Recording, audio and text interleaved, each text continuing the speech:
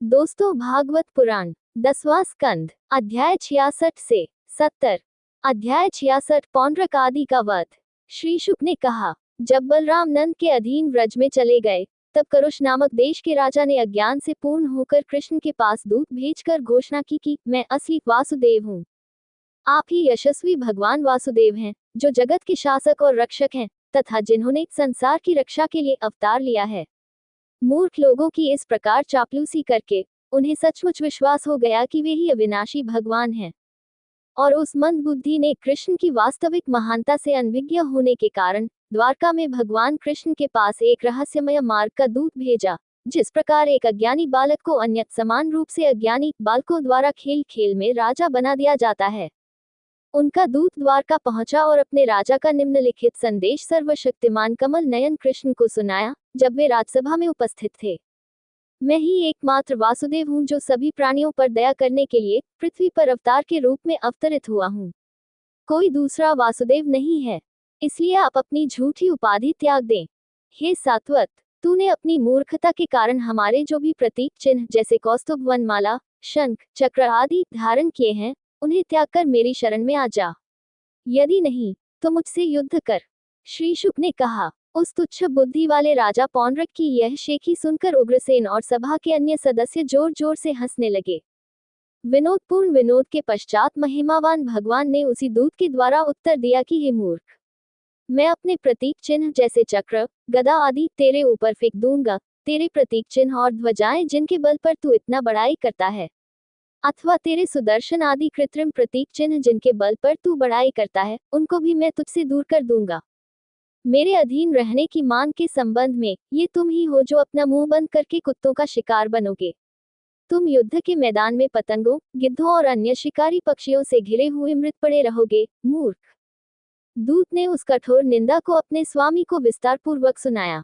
श्री कृष्ण भी अपने रथ पर सवार होकर काशी चले गए, जहां पौंड्रक अपने मित्र काशीराज के साथ रह रहा था। कृष्ण के आक्रमण की खबर सुनकर महारथी पौंड्रक भी 2 अक्षौहिणी सेना लेकर शीघ्रतापूर्वक काशी से निकल पड़ा। हे राजन, उनके मित्र काशी के राजा 3 अक्षौहिणी सेना के साथ उनकी रक्षा के लिए उनके पीछे पीछे चले।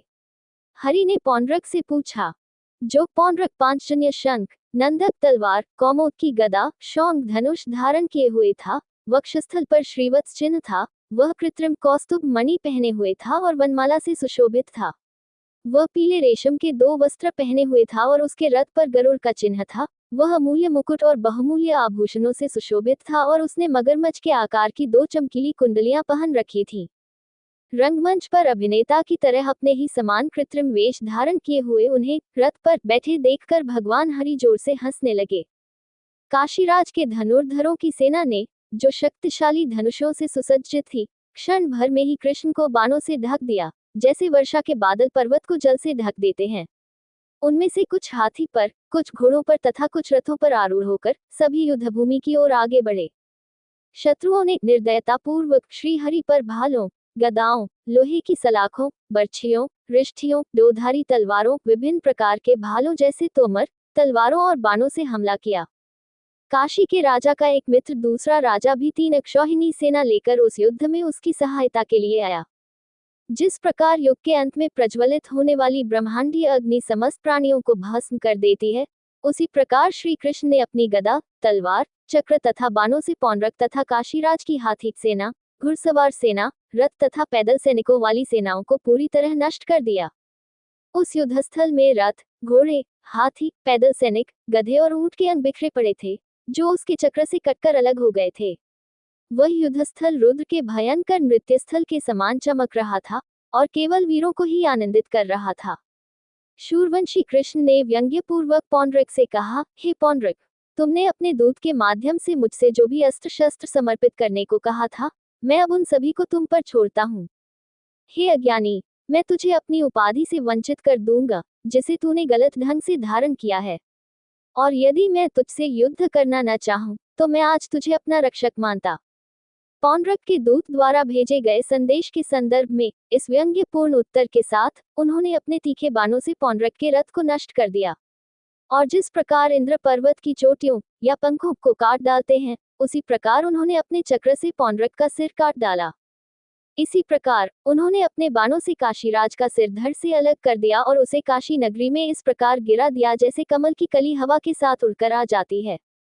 इस प्रकार ईर्ष्यालु पौंड्रक को उसके मित्र काशीराज सहित मारकर वह द्वारका नगरी में प्रविष्ट हुआ, जबकि सिद्धगण उसके अमृततुल्य मधुर कार्यों का गुणगान गीतों में कर रहे थे।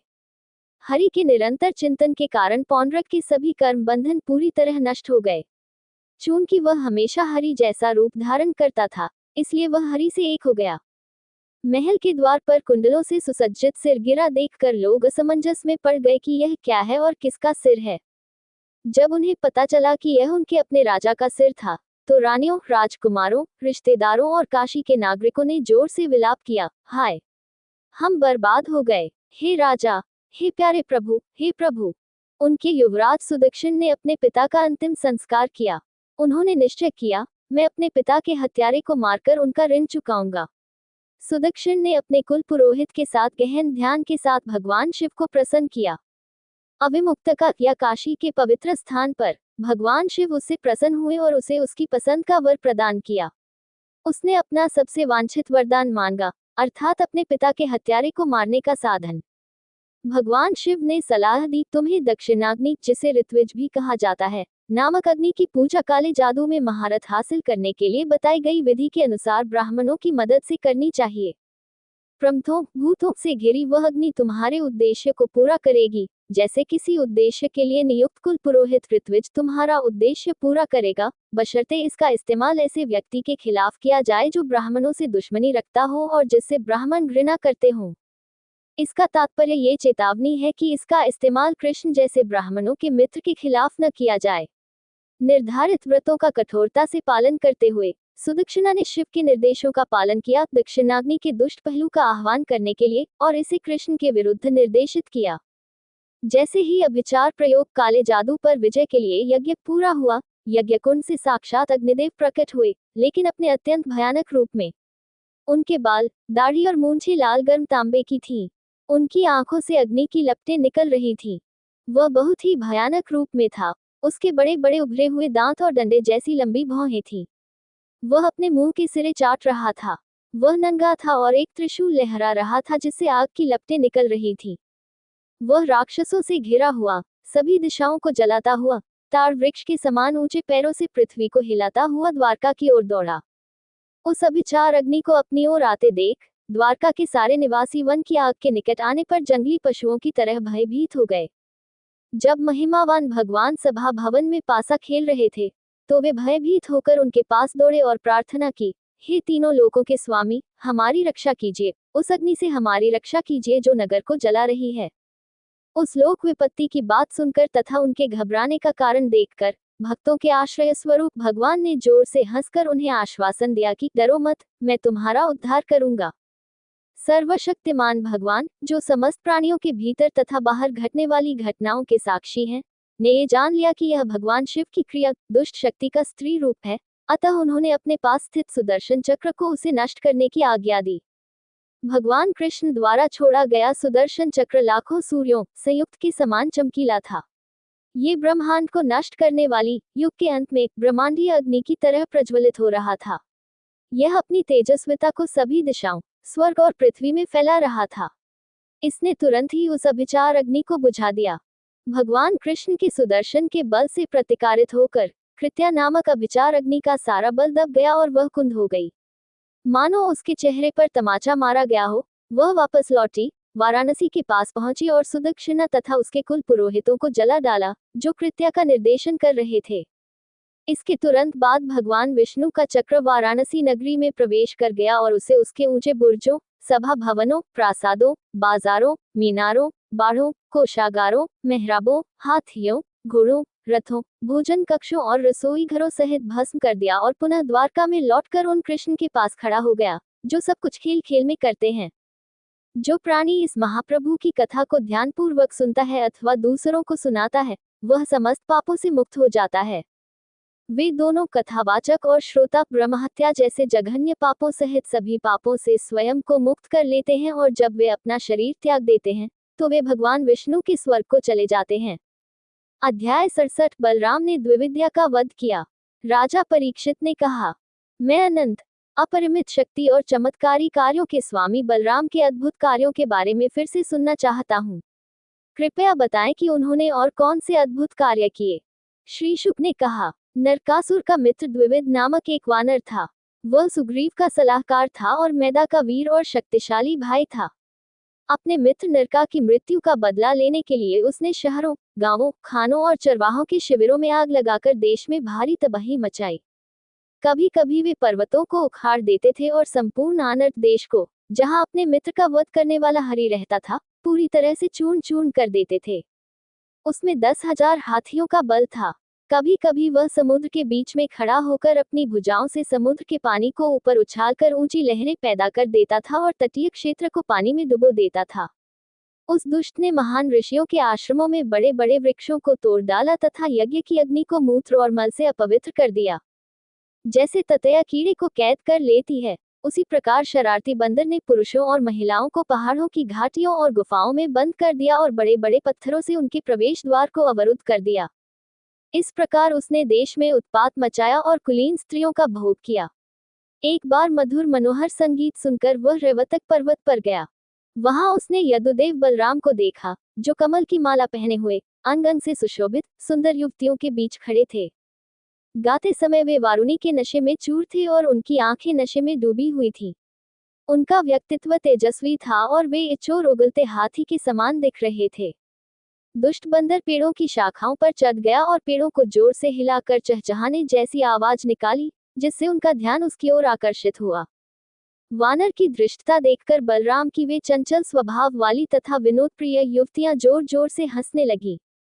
बलराम की उपस्थिति में बंदर ने अपनी भौहें टेढ़ी करके उनके सामने कुटिल मुख बनाकर तथा उन्हें अपना पिछला भाग दिखाकर युवतियों का अपमान करना शुरू कर दिया। योद्धाओं में श्रेष्ठ बलराम क्रोधित हो गए तथा उन्होंने बंदर पर एक बड़ा पत्थर फेंका।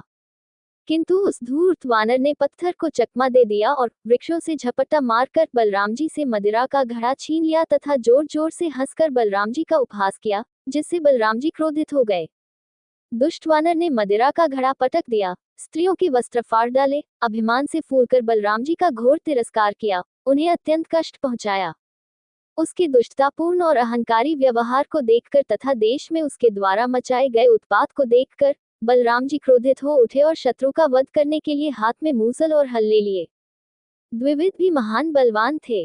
उन्होंने अपने हाथ से शाल वृक्ष उखाड़ लिया और बड़े वेग से बलराम पर झपटे और वृक्ष से उनका सिर कुचल दिया। महाबली बलराम जी पर्वत के समान अडिग खड़े रहे। उन्होंने सिर पर गिरते हुए वृक्ष को पकड़ लिया और सुनंद नामक मूसल से द्विविद पर प्रहार किया। मूसल से कुचले जाने के कारण उसका सिर रक्त की धारा से भर गया। द्विविद रक्त की धारा से चमक रहा था, मानो लाल चाक की धारा से ढका हुआ पर्वत हो। फिर भी उसने बलराम के प्रहार की परवाह नहीं की। उसने फिर एक और ताड़ का वृक्ष उखाड़ा और अपनी भुजबल से उसके सारे पत्ते उखाड़कर क्रोध में भरकर बलराम पर मारा। किंतु बलराम ने उस वृक्ष को 100 टुकड़ों में तोड़ दिया। वानर ने पुनः एक ताड़ के वृक्ष से उस पर प्रहार किया, जिसे बलराम ने सैकड़ों टुकड़ों में काट डाला। इस प्रकार महाप्रतापी भगवान से युद्ध करते हुए उन्होंने प्रहार करने के लिए एक ताड़ का वृक्ष निकाला, जो सैकड़ों टुकड़ों में टूट गया। उन्होंने चारों ओर के वृक्षों को उखाड़कर वन को वृक्षविहीन कर दिया। क्रोधित होकर उसने बलराम पर पत्थरों की वर्षा की, जिससे मूसलधारी बलराम चूर्ण चूर्ण हो गए। वानरों के सरदार ने अपनी हथेली के समान लंबी भुजाएं मुठ्ठियां बनाकर रोहिणी पुत्र बलराम के पास जाकर उसकी छाती पर दोनों मुट्ठियों से प्रहार किया। यादवों के राजा ने भी अपना मूसल और हल नीचे फेंक दिया और क्रोधपूर्वक अपने दोनों हाथों से उसके द्विवेद के हंसली पर प्रहार किया, और वह रक्त की उल्टी करता हुआ गिर पड़ा। हे राजा परीक्षित, जब द्विविद गिर पड़ा तो सारा पर्वत, उसकी चोटियां और वृक्ष समुद्र के जल में तूफान से हिलती हुई नाव की तरह हिलने लगे। देवताओं, सिद्धों, प्रमुख ऋषियों और महापुरुषों की ओर से आकाश में विजय, अभिवादन और अनुमोदन की ध्वनियां गूंजने लगी। शाबाश शाबाश, और वे पुष्पों की वर्षा कर रहे थे। इस प्रकार देश के विप्तिकारक द्विविद को मारकर उसे उजाड़कर यशस्वी भगवान बलराम जी ने उस समय नगर में प्रवेश किया, जब नगरवासी उनका गुणगान कर रहे थे। अध्याय 68। बलराम द्वारा हस्तिनापुर को घसीटा गया। श्री शुक ने कहा, हे राजा सांब, जाम्बूति के पुत्र, जो सदैव युद्धों में विजयी होते थे, उन्होंने स्वयंवर के समय दुर्योधन की पुत्री लक्ष्मणा को हर लिया था। कौरव इस पर बहुत क्रोधित हुए। यह एक दुष्ट लड़का है, हमें नीचा दिखाते हुए इसने हमारी बेटी को बलपूर्वक भगा लिया, जो इसे पति के रूप में नहीं चाहती थी। इस उपद्रवी दुष्ट को गिरफ्तार करके कारावास में रखो। वृष्णि क्या कर सकते हैं? वे उस क्षेत्र का आनंद ले रहे हैं जो उन्हें हमारे द्वारा दिया गया है, और वह भी हमारी कृपा से हम उस भूमि के असली स्वामी हैं। यदि वे अपने पुत्र की बंदी बनाए जाने की बात सुनकर यहाँ आए, तो वृष्णिगण अपना अहंकार उसी प्रकार कम करके शांति की प्रार्थना करेंगे, जैसे प्राणायाम से इंद्रियां वश में हो जाती हैं। उद्धरण चिन्ह। इस संकल्प के साथ कर्ण, शाल, भूरी, यज्ञकेतु और दुर्योधन, दुशासन के साथ शकुनी जो हमेशा गलत और दुष्ट सलाह देते थे, इन सभी ने विदुर और गौरवशाली गांधारी की अवहेलना की, और कौरव बुजुर्गों जैसे भीष्म की स्वीकृति के साथ सांब को बांधने का प्रयास किया। जब महारथी सांब ने देखा कि कौरव उसका पीछा कर रहे हैं, तो उसने अपना सुंदर धनुष उठाया और एक अकेले सिंह की भांति खड़ा हो गया। क्रोधित होकर तथा उसे बंदी बनाने के लिए आतुर होकर वे चिल्लाने लगे, रुको रुको। और कर्ण के नेतृत्व में उन धनुर्धरों ने बाणों की बौछार से उसे घेर लिया। यद्यपि यदुवंशी अज्ञेय भगवान श्री कृष्ण के पुत्र कौरवों से घिरे हुए भी उन्हें तुच्छ पशुओं द्वारा आक्रमण किए हुए सिंह के समान सहन नहीं कर सके। उन्होंने अपने सुंदर धनुष की टंकार करके कर्ण आदि 6 रथी योद्धाओं को एक साथ बराबर बराबर बाणों से घायल कर दिया। उन्होंने 4 घोड़ों को 4 बाणों से तथा रथ के सारथी और महाधनुर्धरों को एक एक बाण से घायल कर दिया। सभी ने उनके पराक्रम की सराहना की। उन्होंने एक साथ उस पर आक्रमण कर उसका रथ छीन लिया। प्रत्येक कौरव योद्धा ने उसके 4 घोड़ों में से एक को मार डाला, एक उसके सारथी को मार डाला तथा शेष योद्धा का धनुष तोड़ दिया। कौरवों ने बड़ी मुश्किल से उसे रथ से उतार कर बंदी बना लिया। विजयी होकर वे बालक और कन्या को लेकर अपनी राजधानी में प्रवेश कर गए। हे राजन, नारद जी की बात सुनकर यादव क्रोधित हो गए और उग्रसेन के नेतृत्व में उन्होंने कौरवों पर आक्रमण की तैयारी कर ली। लेकिन बलराम ने वृष्णि योद्धाओं को शांत किया जो युद्ध की तैयारी कर रहे थे। वे झगड़ों की गंदगी कड़वाहट को धोने के लिए तैयार थे। वे नहीं चाहते थे कि कौरवों और वृष्णियों के बीच झगड़ा हो। वे सूर्य के समान तेजस्वी रथ पर सवार होकर हस्तिनापुर गए। उनके साथ ब्राह्मण तथा परिवार के बड़े बूढ़े लोग थे, जैसे चंद्रमा ग्रहों से घिरा हुआ हो। हस्तिनापुर पहुंचकर उन्होंने नगर के बाहर एक उद्यान में डेरा डाला। उन्होंने उद्धव को धृतराष्ट्र के पास ये पता लगाने के लिए भेजा कि वे इस मामले में क्या करने का इरादा रखते हैं। उद्धव ने अंबिका पुत्र धृतराष्ट्र, भीष्म, द्रोण, बाहलिक और दुर्योधन को औपचारिक रूप से प्रणाम किया और उन्हें बलराम के आगमन की सूचना दी। जब उन्हें पता चला कि उनके परम मित्र बलराम जी आ गए हैं, तो वे बहुत प्रसन्न हुए। उन्होंने उद्धव का हार्दिक स्वागत किया और हाथ में शुभ उपहार लेकर बलराम जी के पास गए। जब वे उनके पास पहुंचे, तो उन्होंने विधिपूर्वक उनका स्वागत किया और उन्हें अर्घ्य तथा एक गाय भेंट की।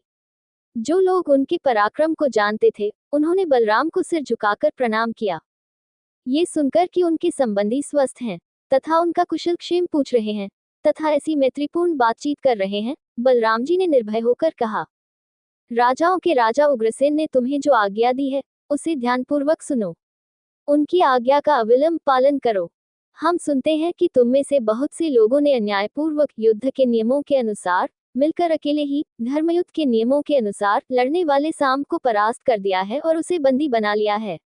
स्वजनों में मैत्री बनाए रखने की इच्छा से मैं इसे सहन कर रहा हूँ, परंतु अब उसे दुल्हन सहित तुरंत हमारे पास ले आओ। हे परीक्षित, अपार बल, पराक्रम और तेज से संपन्न तथा अपने शब्दों से आंतरिक शक्ति प्रकट करने वाले बलराम जी की वाणी सुनकर कौरवगण अत्यंत क्रोधित हो गए। उन्होंने कहा, ओह, ये कितना अद्भुत है।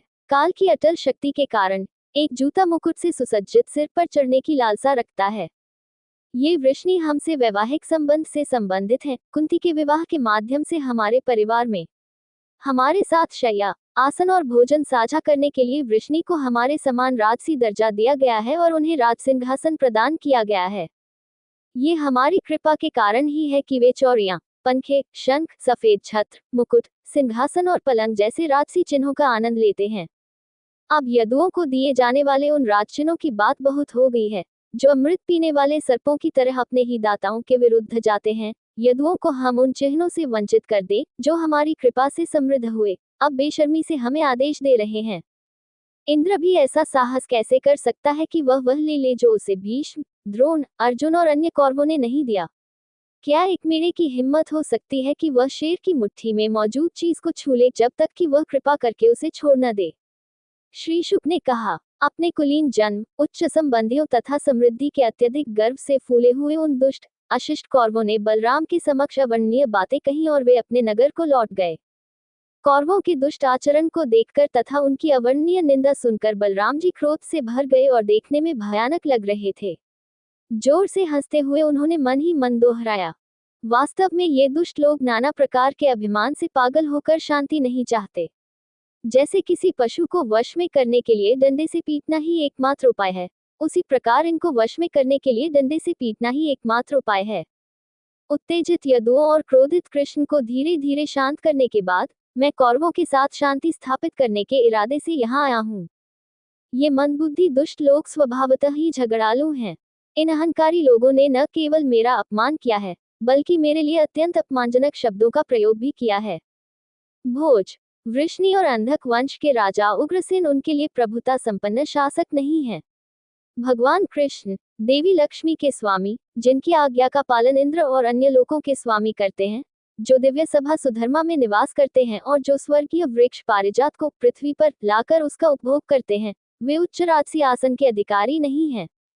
भगवान कृष्ण, जिनके चरणों की पूजा साक्षात देवी श्री करती हैं, जो समस्त प्राणियों के नियंत्रक हैं, वे राजसी चिन्ह के पात्र नहीं है। उनके अनुसार जिसके चरण कमलों की धूल को समस्त लोकों के स्वामी अपने मस्तक पर धारण करते हैं, तथा जो पवित्र पुरुषों द्वारा आचमन किए जाने वाले पवित्र जल जैसे गंगाजल को भी पवित्र कर देती है, उसके लिए राज सिंहासन अत्यंत तुच्छ है। और हम अर्थात भगवान ब्रह्मा, शिव, मैं, संकर्षण तथा देवी श्री भी उसी की किरण के अंश हैं और उसी धूलि के कणों को सदैव अपने मस्तक पर धारण करते हैं। हम वृष्णि, कौरवों द्वारा हमें दी गई भूमि का आनंद लेते हैं, और हम जूतों से अधिक कुछ नहीं हैं और कौरव स्वयं सिर हैं। जो व्यक्ति दूसरों को दंड देने में समर्थ है, वह ऐसा कौन होगा जो उन लोगों के कटु और असंगत वचनों को सहन कर सकेगा जो शक्ति और धन के मद में चूर होकर अहंकारी हो गए हैं। आज मैं पृथ्वी को समस्त कौरवों से मुक्त कर दूंगा। ऐसा निश्चय करके क्रोधित होकर बलराम ने अपना हल उठाया, मानो तीनों लोगों को जला डालना चाहते हों। उसने हल की नोक से हस्तिनापुर का पूरा नगर उठा लिया और क्रोधपूर्वक उसे घसीटते हुए गंगा नदी में फेंकने लगा। जो नगर घसीट कर गंगा में गिर रहा था, वह नाव की तरह डगमगाने लगा। नगर को इस प्रकार घसीटते हुए देखकर कौरवों को बहुत घबराहट हुई। अपने तथा अपने परिवार के प्राणों की रक्षा के लिए चिंतित होकर उन्होंने साम तथा उसकी पत्नी लक्ष्मणा को आगे किया और हाथ जोड़कर उन्हीं भगवान बलराम, जिनका उन्होंने अपमान किया था, की शरण ली। हे बलराम, हे राम, आप सबके आधार हैं। हम आपके पराक्रम को नहीं जानते थे। आपको चाहिए कि हम मूर्ख और दुष्ट मन वाले लोगों द्वारा किए गए अपराध को क्षमा करें।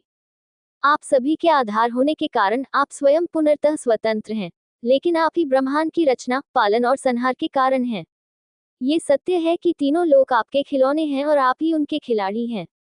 बलराम की मूल स्थिति को शेषनाग के रूप में संदर्भित करते हुए, जो कि लोकों का आधार है, यह आप ही हैं। हे अनंत सर्वश्रेष्ठ, जो इस पृथ्वी को अपने सिर पर आसानी से धारण करते हैं। ब्रह्मांड के अंत में आप ब्रह्मांड को अपने भीतर वापस ले लेते हैं और उसे अपने भीतर समाहित कर लेते हैं, और ब्रह्मांडीय जल पर एकमात्र शेष अविचल अस्तित्व के रूप में विश्राम करते हैं। हे प्रभु, आप संसार की रक्षा और पालन के लिए सत्वगुण धारण करते हैं, अतः आपका क्रोध केवल सबको शिक्षा देने के लिए है, न कि घृणा या ईर्ष्या के कारण। हे सर्वशक्तिमान और अपरिवर्तनीय निर्माता, हम आपको नमन करते हैं, जो सभी प्राणियों के आंतरिक नियंत्रक हैं। हम आपकी शरण में आए हैं, हम आपको नमस्कार करते हैं। श्री शुक ने कहा, इस प्रकार बलराम जी ने उन कौरवों को प्रसन्न किया, जो उनकी शरण में आए थे, क्योंकि वे अपनी राजधानी के हिलने से भयभीत थे। उन पर अत्यंत प्रसन्न होकर उन्होंने उन्हें डरो मत कहकर सुरक्षा का आश्वासन दिया। दुर्योधन अपनी पुत्री से बहुत स्नेह करता था। दुर्योधन ने उसे 1200 हाथी दिए, जिनमें से प्रत्येक 60 वर्ष का था। अपनी युवावस्था के चरम पर 10,000 घोड़े, 6,000 सोने से मढ़े हुए सूर्य के समान चमकते हुए रथ और 1,000 दासियां, जिनमें से प्रत्येक सोने के हार से सुसज्जित थी। महाप्रतापी सात्वतदेव बलराम जी ने ये सब स्वीकार कर लिया और अपने मित्रों तथा शुभचिंतकों द्वारा बधाई पाकर अपने पुत्र साम तथा पुत्र वधु के साथ चल पड़े। अपनी राजधानी द्वारका लौटकर बलराम जी अपने सभी स्नेही संबंधियों से मिले और प्रमुख यादवों की सभा में उन्होंने कौरव देश में जो कुछ किया था वह सब सुनाया। आज भी ये शहर बलराम के पराक्रम के साक्ष्य दर्शाता है, क्योंकि ये दक्षिण की ओर ऊंचा है और गंगा की ओर नीचे की ओर झुका हुआ है। अध्याय 69 श्री कृष्ण का गृहस्थ जीवन। श्री शुक ने कहा, अपने समस्त शत्रुओं को जीतकर श्री कृष्ण उन उत्तम स्त्रियों के साथ इस प्रकार आनंद मनाते हुए कई दिनों तक वहां रहे। राजा परीक्षित ने पूछा, एक व्यक्ति जनार्दन जिसने मानव रूप धारण किया है, उन 16,000 रानियों को कैसे संतुष्ट कर सकता है? श्री शुक ने कहा, अच्छा, मैं तुम्हें वह बात सुनाता हूँ जो श्रोताओं को आश्चर्यचकित कर देगी कि किस प्रकार एक ही व्यक्ति श्री कृष्ण ने सभी रानियों को संतुष्ट किया। श्री शुक ने कहा, ये सुनकर कि नरकासुर मारा गया तथा श्री कृष्ण ने एक अकेले व्यक्ति के रूप में उन असंख्य स्त्रियों से विवाह किया, नारद जी ये देखने के लिए उत्सुक हो गए कि कृष्ण उन सभी के साथ कैसे रह पाते हैं। ये सचमुच चमत्कार है कि एक व्यक्ति श्री कृष्ण एक ही व्यक्तित्व रखते हुए 16,000 स्त्रियों से अलग अलग घर में एक साथ विवाह कर सकता था। ये जानने की जिज्ञासा से दिव्य ऋषि नारद इसे देखने के लिए द्वारका आए, जो अपने पूर्ण रूप से पुष्पित उद्यानों और पक्षियों के कलरव तथा मधुमक्खियों के झुंड के गुंजन से गुंजायमान थी। ये स्थान हंसों और अन्य जल पक्षियों की मधुर चहचहाहट और मधुर स्वरों से गूंज रहा था, जो आसपास के तालाबों और पोखरों में भरे हुए थे, तथा दिन रात खिलने वाले कमलों, कुमुदिनियों, कलहरों और कमलों से ढके हुए थे। नारद जी द्वारका में आए, जो 9 लाख स्फटिक और चांदी से निर्मित भव्य भवनों से युक्त थी, तथा जिसमें उत्तम पन्ने जड़े हुए थे, तथा जो सोने से मढ़े हुए और रत्नजटित वस्तुओं से सुसज्जित थी। शहर की गलियां, सड़कें, चौकियां और बाजार अलग अलग तरीके से बने हुए थे। दुकानें, सभा कक्ष और देवताओं को समर्पित मंदिर थे। शहर की सड़कें, आंगन, पगडंडियां और दहलीज पर पानी का भरपूर छिड़काव किया गया था। उस शहर में सूरज की गर्मी हमेशा लहराते झंडों और पताकाओं से दूर रहती थी। उस नगर में भगवान कृष्ण का हरम एक भव्य भवन परिसर था, जिसकी प्रशंसा विभिन्न लोकों ब्रह्मांड में की रक्षा करने वाले सभी पीठासीन देवताओं द्वारा की जाती थी। उस भव्य भवन परिसर के निर्माण में दिव्य वास्तुकार त्वष्ट ने अपनी समस्त स्थापत्य कला और सरलता का प्रदर्शन किया था। नगर का वह भाग कृष्ण की रानियों के 16,000 भव्य भवनों से सुशोभित था। नारद जी ने उनमें से एक बड़े महल में प्रवेश किया। यह मंदिर मूंगा के स्तंभों पर टिका हुआ था और इसकी छत वैदूर्य एक कीमती पत्थर की थी। इसकी दीवारें नीलम की थीं और इसकी अमित चमक वाली फर्श भी उन्हीं कीमती पत्थरों से बनी थी। इसमें त्वष्ट द्वारा विशेष रूप से डिजाइन किए गए छत्र भी लगे थे, जिनसे मोतियों की माला लटक रही थी, और इसमें हाथी दांत से बने आसन और बिस्तर तथा उत्कृष्ट रत्न जड़े हुए थे। इसमें सोने के सिक्कों के हार और महंगे कपड़े पहने हुए दास दासियां रहती थीं और कोट, पगड़ी, सुंदर पोशाक और हीरे की बालियां पहने हुए पुरुष सेवक रहते थे। हे बालक परीक्षित, उस स्थान का अंधकार दीपकों के समान प्रकाश देने वाले रत्नगुच्छों की चमक से दूर हो गया था। उन सुंदर गुफाओं में बैठे हुए मोर जोर जोर से चिल्ला रहे थे और खिड़कियों से निकलने वाले घृत के धुएं के बादलों को असली बादल समझकर मूर्खतापूर्वक खुशी से नाच रहे थे। ब्राह्मण ऋषि नारद ने वहां सात्वत के स्वामी कृष्ण को देखा, जिनकी पत्नी सोने की मूठ वाली चौड़ी से पंखा झल रही थी, और उनकी पत्नी की सेवा में 1,000 दासियां थीं, जो स्वभाव, सौंदर्य, आयु और उत्तम वेशभूषा में एक दूसरे के समान थीं। उन्हें देखते ही धर्म के नियमों का पालन करने वालों में श्रेष्ठ भगवान रुक्मिणी की शैया से तुरंत उठ खड़े हुए, मुकुट से सुशोभित अपने सिर पर उनके चरणों की वंदना की तथा हाथ जोड़कर नारद जी को अपने उच्च आसन पर बैठाया। यद्यपि वे स्वयं ब्रह्मांड के रचयिता और गुरु थे तथा धर्मात्माओं में प्रमुख थे, फिर भी उन्होंने नारद के पैर धोए तथा उस जल को अपने सिर पर धारण किया। ब्रह्मण्य देव ब्राह्मणों के अनुकूल ईश्वर की उपाधि उनके लिए अपने अर्थ तथा उपाधि दोनों में सर्वाधिक उपयुक्त है, क्योंकि उनके पैर धोने वाला जल अर्थात गंगा नदी शेष विश्व को पवित्र करता है। महर्षि नर के मित्र एवं सखा आदिम मुनि नारायण ने प्रमुख दिव्य मुनि नारद की वंदना करके अमृत के समान मधुर नपे तुले शब्दों में उनसे पूछा, हे नारद, हम आपकी क्या सेवा करें?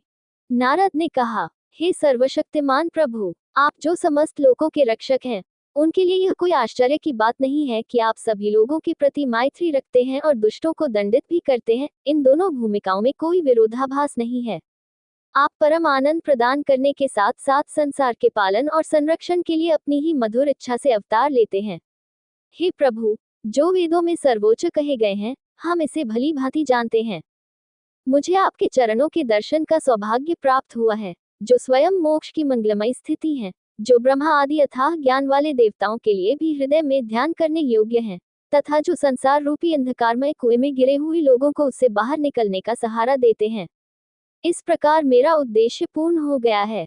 तथापि आप मुझे अपने चरणों का अविचल निरंतर स्मरण प्रदान करने की कृपा करें, जिनका ध्यान करते हुए मैं संसार में विचरण करूंगा। तत्पश्चात योगेश्वरों के स्वामी भगवान की योग शक्ति को जानने और समझने के लिए नारद मुनि ने श्री कृष्ण की एक अन्य रानी के भवन में प्रवेश किया। वहां भी उन्होंने कृष्ण को अपनी प्रिय पत्नी सत्यभामा और उद्धव के साथ पासा खेलते हुए पाया। कृष्ण ने अत्यंत भक्तिभाव से उनका स्वागत किया, उन्हें आरामदायक आसन प्रदान किया और अन्य औपचारिकताएं पूरी की। नारद से कृष्ण ने पूछा कि मानो उन्हें नारद के आगमन का पता ही नहीं है। उन्होंने पूछा, हे पूज्य ऋषिवर, आप कब आए? हम तो अपूर्ण प्राणी हैं, आप जैसे पूर्ण या आत्मस्थित व्यक्तियों ऋषियों की हम क्या सेवा कर सकते हैं? हे ब्राह्मण ऋषि, आप हमें आज्ञा देने की कृपा करें और हमारा ये जीवन धन्य करें आपकी सेवा का अवसर देकर। नारद को बड़ा आश्चर्य हुआ। वे बिना कुछ कहे उठकर दूसरे घर कृष्ण की दूसरी रानी के चले गए। वहां भी उसने भगवान कृष्ण को अपने शिशु पुत्रों के साथ खेलते और दुलारते देखा। फिर दूसरे घर में दूसरी रानी के उसने उन्हें स्नान की तैयारी करते देखा। नारद जी ने उन्हें कुछ घरों में यज्ञ में आहुति देते हुए देखा, कुछ स्थानों पर उन्हें 5 प्रकार के नित्य यज्ञ महायज्ञ करके भगवान की पूजा करते हुए देखा, कुछ घरों में उन्होंने उन्हें ब्राह्मणों को भोजन कराते हुए देखा और एक अन्य स्थान पर उन्होंने उन्हें पवित्र अग्नि में आहुति देने के बाद भोजन करते हुए देखा। कुछ घरों में वे संध्या कर रहे थे, तो कहीं मौन रहकर गायत्री का ध्यान कर रहे थे, कहीं तलवार और ढाल से तलवारबाजी के विभिन्न कौशलों का अभ्यास कर रहे थे। कुछ अन्य घरों में उन्होंने गदा के बड़े भाई कृष्ण को घोड़ों, हाथियों या रथों पर सवार पाया। कुछ अन्य भवनों में उन्होंने उन्हें बिस्तर पर लेटे हुए और भाटों बंदिनों द्वारा प्रशंसा करते हुए पाया। किसी घर में वे उद्धव आदि मंत्रणा कर रहे थे, तो किसी स्थान पर वे गणिकाओं के समूह से घिरे हुए जलक्रीड़ा में लीन थे। कुछ घरों में उन्होंने उन्हें प्रमुख ब्राह्मणों को अत्यंत सुसज्जित गायें दान करते हुए देखा, जबकि अन्य घरों में उन्होंने उन्हें इतिहास और पुराणों की शुभ कथाएं सुनते हुए देखा। किसी घर में वे अपनी प्रेमिका को चुटकुला सुनाकर हंस रहे थे, किसी घर में वे ध्यानपूर्वक धर्म कार्य में लगे थे, किसी घर में वे धन संबंधी कार्य देख रहे थे, तो किसी घर में वे भोग विलास में मग्न थे। कुछ घरों में उन्होंने उन्हें प्रकृति से परे परमेश्वर का ध्यान करते हुए अकेले बैठे देखा, अन्य स्थानों पर उन्होंने उन्हें भोग और पूजा की सामग्री भेंट करके बड़ों और गुरुओं की सेवा करते हुए पाया। कहीं वे राजाओं के विरुद्ध युद्ध की योजना बना रहे थे, कहीं संधि वार्ता कर रहे थे, कहीं वे बलराम से साधुजनों के कल्याण के विषय में विचार विमर्श कर रहे थे।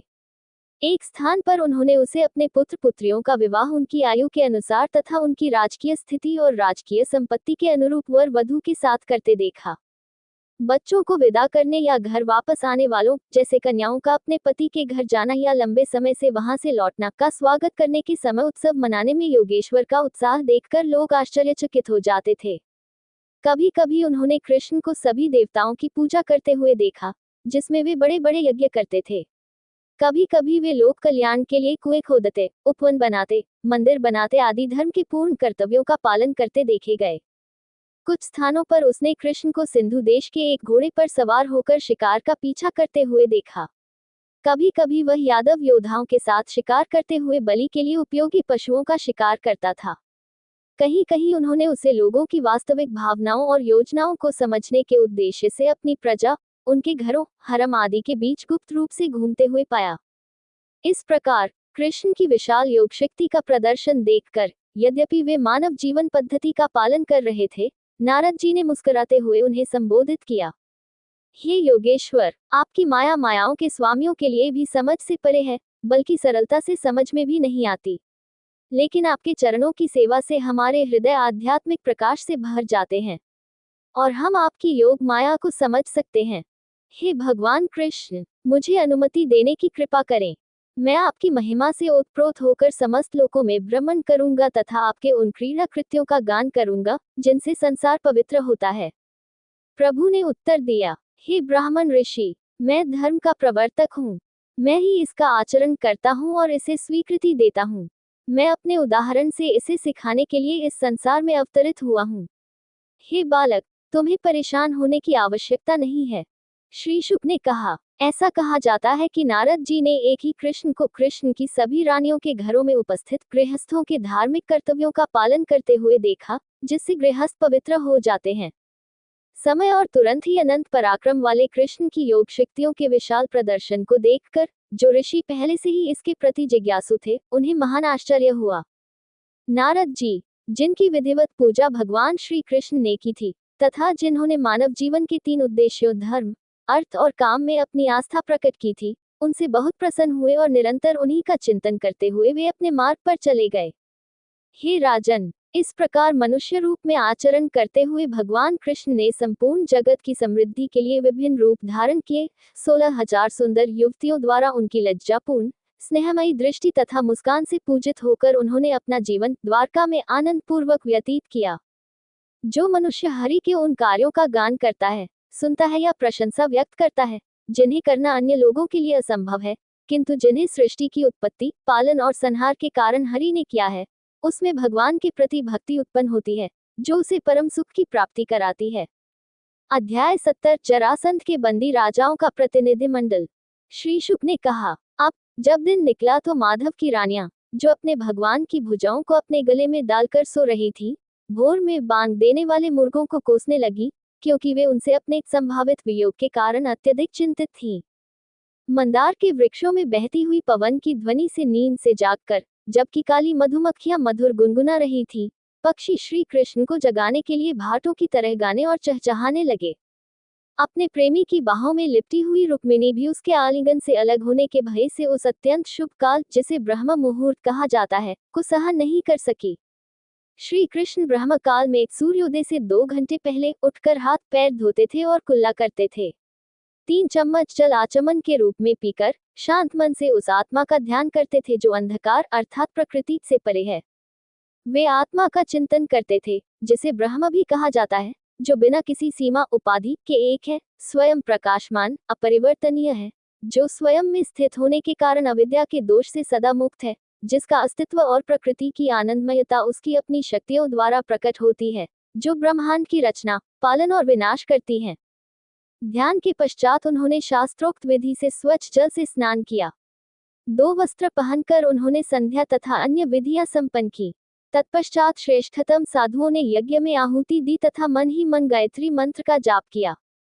वह उगते सूर्य को अर्घ्य देता था और देवताओं, ऋषियों, अपने पूर्वजों, पितरों को जल अर्पित करता था, जो सभी उसकी अपनी किरणें थी, और नियंत्रित मन से वह वृद्ध व्यक्तियों और ब्राह्मणों की पूजा करता था।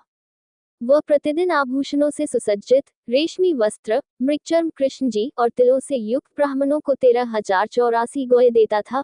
वे सब गोये विनीत, सींगों के सिरे सोने के, खुरों के चांदी के, गले में मोतियों की मालाएं, बहुत अधिक दूध देने वाली केवल एक ही नवजात बछड़ा तथा सुंदर रूप से सजे हुए बछड़े देती थी।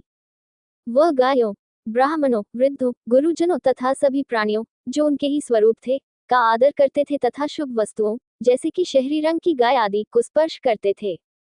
वे स्वयं संसार के आभूषणों में से एक थे। वे अपने विशेष वस्त्रों, जैसे पीला रेशमी लंगोटी या पीताम्बर, तथा अलंकरणों, जैसे कौस्तुभ मणि, तथा अपनी विशेष उत्कृष्ट मालाओं, जैसे वनमाला तथा रंजकों से स्वयं को सुशोभित करते थे। वह द्रवित घी और दर्पण में अपने मुख का प्रतिबिंब देखकर गायों, बैलों, ब्राह्मणों और देवताओं की ओर प्रथम दृष्टि डालकर अपने नगर में रहने वाले या अपने हरम में रहने वाले सभी वर्णों के लोगों को वर और इच्छित वस्तुएं प्रदान करके तथा अपने सलाहकारों और दरबारियों की आवश्यकताओं की पूर्ति करके उनकी संतुष्टि करके प्रसन्न होता था। वे सबसे पहले ब्राह्मणों को माला, पान और चंदन वितरित करते थे, फिर अपने मित्रों, मंत्रियों और रानियों को उनसे सम्मानित करते थे, और अंत में उन्हें स्वयं ग्रहण करते थे।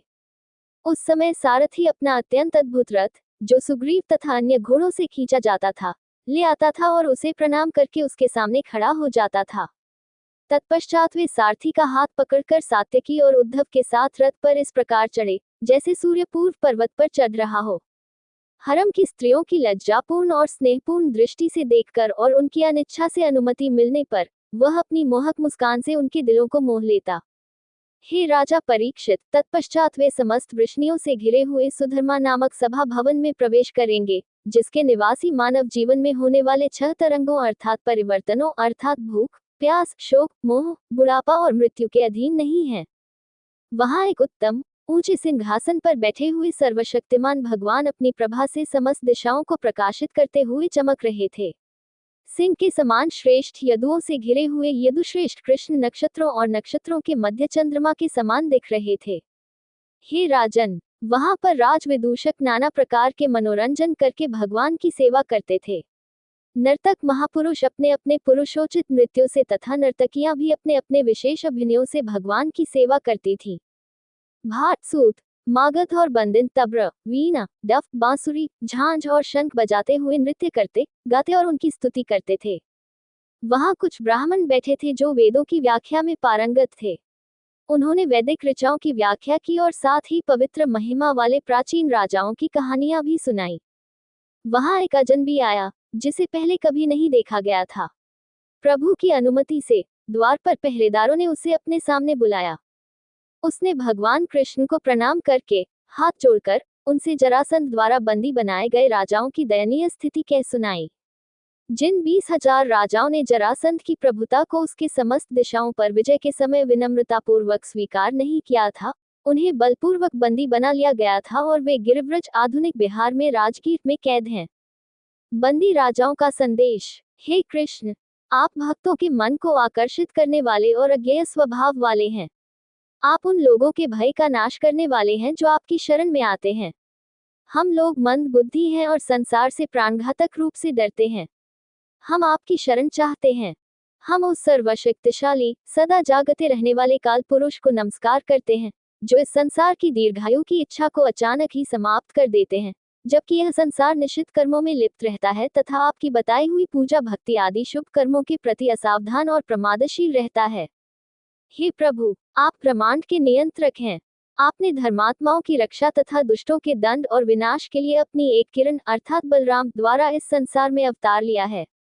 हम समझ नहीं पाते कि कोई दूसरा व्यक्ति जैसे जरासंध आपकी आज्ञा का उल्लंघन कैसे कर सकता है, दंड से बचकर, और क्यों लोग आप द्वारा संरक्षित होने पर भी अपने कर्मपथ पर चलते हैं और दुख भोगते हैं। राजत्व का सुख, जो अनेक शर्तों पर निर्भर है, एक खोखला सपना है। हम संसार का बोझ ढोते हैं और पत्नी, बच्चों आदि की चिंता और जिम्मेदारी, हमारा शरीर जो मृत के समान है और हमेशा मृत्यु के भय में रहता है। हम अत्यंत दुखी हैं क्योंकि हम उस आध्यात्मिक आनंद को त्याग देते हैं जो उन लोगों को आपसे प्राप्त हो सकता है जो सभी इच्छाओं का त्याग करते हैं और आपकी माया के कारण अथक शक्ति दुख भोगते हैं। आपके चरण जोड़ी उन लोगों के दुखों का नाश करती है जो विनम्रतापूर्वक उनकी शरण में आते हैं। हम इस समय बंदी हैं। कृपया हमें कर्म के बंधन से मुक्त करें, जिसे अब मगध का राजा जरासंध कहा जाता है। 10,000 हाथियों के बल से संपन्न होने के बावजूद उसने अकेले ही हम राजाओं को बंदी बना लिया और अपने महल में कैद कर लिया, जैसे जानवरों का राजा सिंह भीड़ों को कैद कर लेता है। हे सुदर्शन चक्रधारी प्रभु, जरासंध जो युद्ध में 18 बार आपसे पराजित हुआ था, अब किसी तरह आपको एक युद्ध में पराजित करके अहंकारी हो गया है। यद्यपि आप असीम पराक्रम से युक्त हैं, फिर भी आप मनुष्य जैसा व्यवहार करते हैं। किंतु जरासंध हमें अपनी प्रजा जानकर हमें पीस रहा है। हे अजय प्रभु, आप इन परिस्थितियों में जो भी उचित समझें, करें। दूत ने निष्कर्ष निकाला, इस प्रकार जरासंध द्वारा बंदी बनाए गए राजा आपके दर्शन के इच्छुक हैं। वे आपके चरणों की शरण में आ गए हैं। आप उन अभागे राजाओं को सुख प्रदान करने की कृपा करें। श्री शुक ने कहा, जब राजाओं का दूत इस प्रकार राजाओं का संदेश दे रहा था, तो वहां सूर्य के समान तेजस्वी, स्वर्ण रंग की जटाएं धारण किए हुए दिव्य मुनि नारद प्रकट हुए।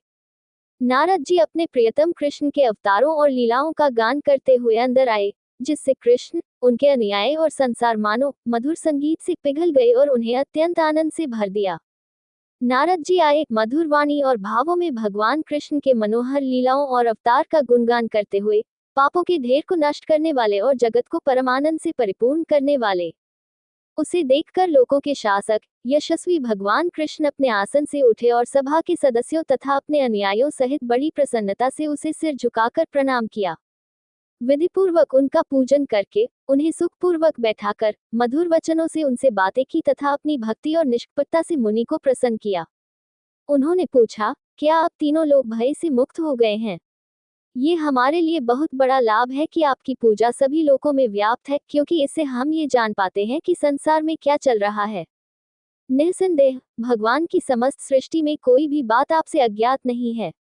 अतः हम आपसे पूछते हैं कि अब पांडव क्या करना चाहते हैं।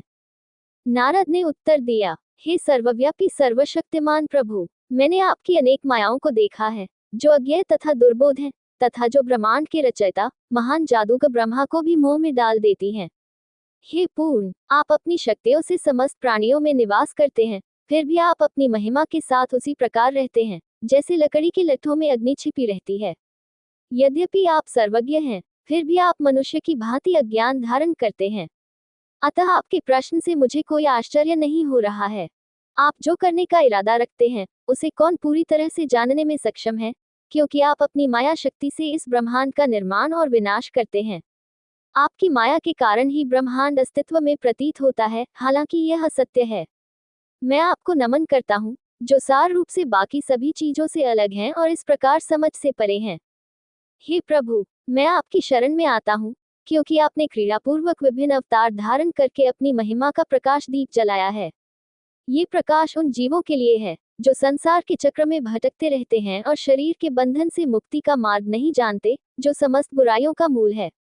यद्यपि आप स्वयं परम ब्रह्म हैं, फिर भी आप संसार में मनुष्यों के आचरण का अनुकरण करते हैं।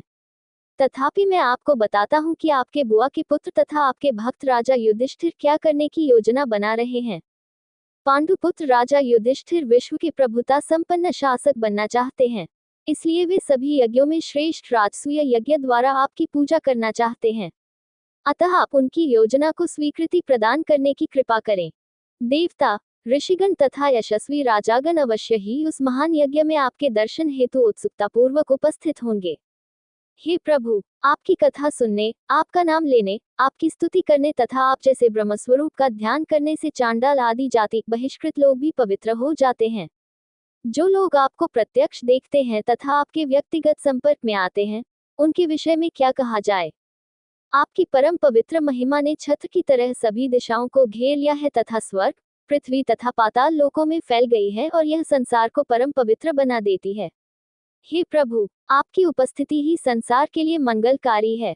आपके चरणों को धोने वाले जल को स्वर्ग में मंदाकिनी, अधोलोक में भोगवती तथा इस संसार में गंगा के नाम से जाना जाता है तथा वे ब्रह्मांड को पवित्र करते हैं।